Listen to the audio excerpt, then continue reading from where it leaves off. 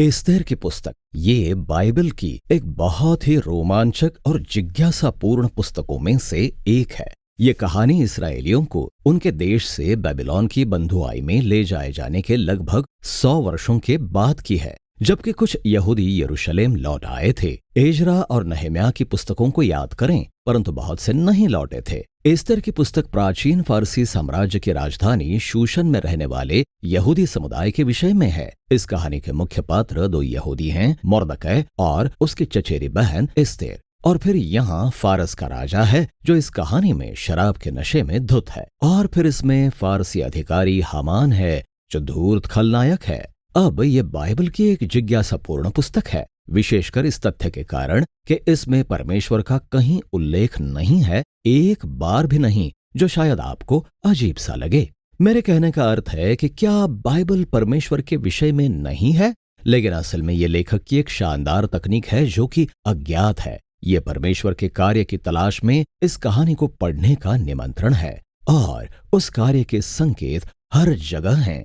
कहानी बहुत ही विचित्र संयोगों और विडंबनापूर्ण उलटफेरों से भरी हुई है, और ये सब आपको परमेश्वर के उद्देश्य को क्रियान्वित होते हुए देखने को विवश करता है, लेकिन पर्दे के पीछे। आइए इस कहानी की गहराई में चलें। पुस्तक फारस के राजा द्वारा दिए गए 2 बड़े भोज समारोह के साथ शुरू होती है, जो 187 दिनों तक चलते हैं, और इसका उद्देश्य उसकी महानता और वैभव को प्रकट करना है। भोज समारोह के आखिरी दिन वो नशे में चूर था, और वो मांग करता है कि उसकी पत्नी रानी वश्ती अपनी सुंदरता को प्रदर्शित करने के लिए उस भोज में उपस्थित हो। वो इनकार कर देती है, और इसलिए राजा नशे में आग बबूला होकर वश्ती को छोड़ देता है और मूर्खतापूर्ण आदेश देता है कि सभी फारसी पुरुष अब से अपने अपने घर के अधिकारी होंगे। फिर वो एक सौंदर्य प्रतियोगिता रखता है, क्योंकि वो एक नई रानी ढूंढना चाहता है। ये वास्तव में किसी तमाशे की तरह था, लेकिन यहीं हमारा परिचय एस्तेर और मोर्दकै से होता है।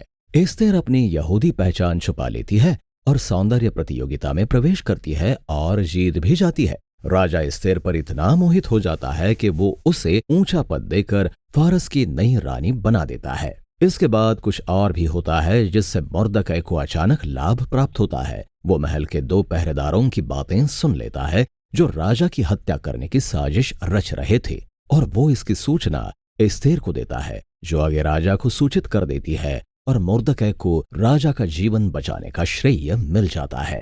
अब शुरुआत से ही परमेश्वर का उल्लेख कहीं भी नहीं किया गया है, लेकिन ये सब परमेश्वर की इच्छा द्वारा निर्देशित किया गया ही प्रतीत होता है। परमेश्वर क्या करना चाहता है, इसके लिए आपको लगातार पढ़ते रहना होगा। फिर हमारा परिचय हामान से होता है, जो असल में फारसी नहीं है, उसे अगागी कहा गया है। वो प्राचीन कनानी लोगों का वंशज है। शमूएल की पुस्तक अध्याय 15 को याद करें। राजा हामान को राज्य का सर्वोच्च पद प्रदान करता है और आदेश देता है कि सब हामान के सामने झुककर दंडवत करें। फिर ऐसा होता है कि जब मोर्दकै हामान को देखता है तो वो दंडवत करने से इनकार कर देता है, जिससे हामान क्रोध से भर जाता है। और जब उसे पता चलता है कि मोर्दकै यहूदी है, तो हामान राजा को एक अजीब सी आज्ञा देने के लिए राजी कर लेता है कि सारे यहूदियों को मार डाला जाए, और यहूदियों के विनाश की तारीख तय करने के लिए हामान पासा फेंकता है। इब्रानी में पासे को पुर कहा जाता है। इस विषय पर हम बाद में चर्चा करेंगे। तो 11 महीने बाद अदार महीने के 13वें दिन सारे यहूदी मार डाले जाएंगे। फिर हामान और राजा इस भयानक निर्णय की खुशी मनाने के लिए दाख मधु पीने बैठ जाते हैं। अब सारा ध्यान मोर्दकै और एस्तेर की ओर मुड़ जाता है, जो यहूदी लोगों की एकमात्र आशा है। वे योजना बनाते हैं कि एस्तेर राजा के सामने अपनी यहूदी पहचान को प्रकट करेगी और उससे कहेगी कि वो इस आज्ञा को पलट दे। लेकिन फारसी कानून के अनुसार राजकीय अनुमति लिए बिना राजा के पास जाना मृत्युदंड के समान है। इस पुस्तक में एक महत्वपूर्ण कथन पाया जाता है। मोर्दकै को पूरा विश्वास है, और वो कहता है कि यदि एस्तेर चुप भी रहे तो भी किसी न किसी उपाय से यहूदियों का छुटकारा हो जाएगा। और फिर मोर्दकै अपने विचार प्रकट करते हुए कहता है, क्या जाने तू ऐसे ही कठिन समय के लिए रानी बनी हो। एस्तेर बहादुरी से जवाब देती है और अपने इन अद्भुत शब्दों के साथ राजा के पास जाने का निर्णय लेती है। यदि मैं नष्ट हो गई तो हो गई, ये जानते हुए कि आगे क्या होता है, हम हामान की सारी बुरी युक्तियों को विडंबनापूर्ण रूप से पलटते हुए देखते हैं। एस्तेर पहले भोज में राजा और हामान को निमंत्रण देती है और कहती है कि वो अगले दिन एक विशेष भोज में उन दोनों से एक विशेष निवेदन करना चाहती है। हामान नशे में धुत होकर भोज से निकलता है और रास्ते में मोर्दकै को देखता है। वो क्रोध से जल उठता है और सैनिकों को आदेश देता है कि फांसी के लिए एक लंबा खंबा बनाया जाए ताकि सुबह मोर्दकै को उस पर लटकाया जा सके। ऐसा लगता है कि यहूदियों और मोर्दकै के लिए परिस्थितियां इससे बुरी नहीं हो सकती थीं, लेकिन अचानक कहानी पलट जाती है।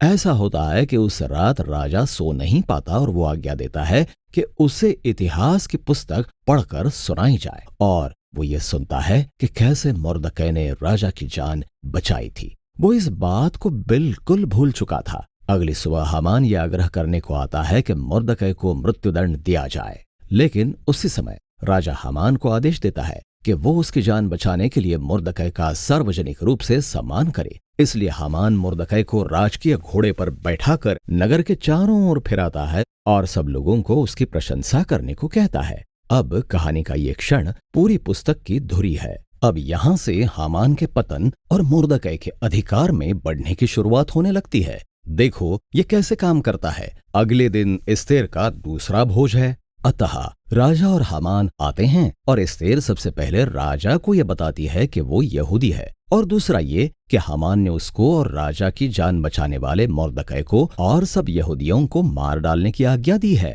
राजा बहुत पी चुका था, इसलिए जब वो इस खबर को सुनता है तो बहुत ही क्रोधित हो जाता है और आदेश देता है कि हामान को फांसी के उसी खंबे पर लटका दिया जाए जो उसने मोर्दकै के लिए बनवाया था। यह हामान के मारे जाने का विडंबनापूर्ण और क्रूर तरीका है। परंतु हामान के मृत्युदंड से सब यहूदियों को मार डालने के आदेश की समस्या का समाधान नहीं होता। इसलिए अब ध्यान एस्तेर और मोर्दकै की ओर मुड़ता है, जो राजा की आज्ञा को पलटने की योजना बनाते हैं। उन्हें पता चलता है कि राजा उस आज्ञा को रद्द नहीं कर सकता जो वो पहले ही दे चुका है। इसलिए राजा मोर्दकै को एक विपरीत आज्ञा निकालने का आदेश देता है। उस नियत दिन अर्थात अदार महीने के 13वें दिन जब सब यहूदियों की हत्या की जानी थी, अब उसी दिन यहूदियों को अपना बचाव करने और उन सबको नष्ट करने का आदेश दिया गया जिन्होंने उन्हें मार डालने की योजना बनाई थी। तब मोर्दकै, एस्तेर और यहूदियों ने हर जगह इस नई आज्ञा का जश्न मनाया और मोर्दकै को राजा के सिंहासन के पास ऊंचे पद पर बैठाया गया। आखिरकार आज्ञा का वो दिन आता है और यहूदी अपने शत्रुओं पर जय प्राप्त करते हैं। सबसे पहले वे हामान के परिवार को और फिर उन अन्य फारसी अधिकारियों को नष्ट कर देते हैं जो हामान की साजिश में शामिल थे, और फिर दूसरे दिन वे उस प्रत्येक व्यक्ति को नष्ट करने की अनुमति प्राप्त करते हैं जिसने उनके खिलाफ साजिश रची थी। इसके फलस्वरूप यहूदी आनंद और उत्सव मनाते हैं क्योंकि वे नष्ट होने से बच गए थे। फिर कहानी ये बताती है कि कैसे एस्तेर और मोर्दकै ने एक आज्ञा निकालकर विनाश से अपने छुटकारे की याद में पुरीम के इस वार्षिक 2 दिवसीय पर्व की स्थापना की, और पर्व का नाम हामान के पासे से निकला है, पुर-इम को याद करे। ये पुस्तक एक लघु उपसंहार के साथ समाप्त होती है जब मोर्दकै को राज्य में अधिकार का दूसरा सबसे ऊंचा स्थान प्रदान किया जाता है, और अब हमें उसकी राजकीय महानता और वैभव के विषय में बताया जाता है जब यहूदी लोग निर्वासन में फलते फूलते हैं। अब थोड़ा पीछे हटें, ध्यान दें कि इस पूरी कहानी की रचना कैसे की गई है।